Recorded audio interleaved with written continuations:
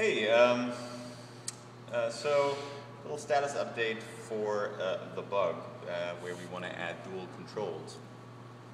And we're currently working out how to do the brake system. So the original idea was that we take two master cylinders and simply wire them up in parallel. And I had my suspicions about this idea from the start. It would certainly be the neatest and easiest solution to just use hydraulics.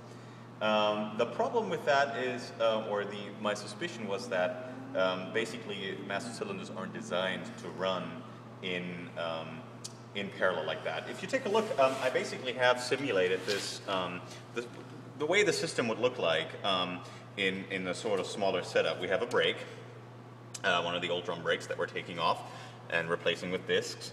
And here are two old master cylinders, one of them from the bug, we're also replacing that while we're at it, and one from our old friend the Carmen Ghia.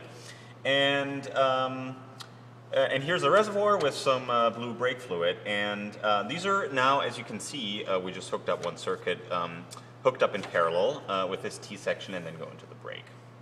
And my suspicion was that the problem is basically the way the cylinder works is there is a piston here which gets pushed by the brake pedal and then closes off as you push the brake pedal and create pressure in the brake system, it closes off the connection to the reservoir.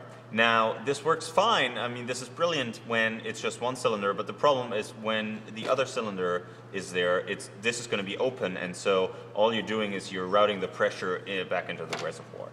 Which we can see, and unfortunately this is actually what's happening. If I now play brake pedal, the brake is actually not actuating, and so if I pull this off and just place that here for the moment, then we will see brake fluid squirting out as I now play brake pedal on the other side.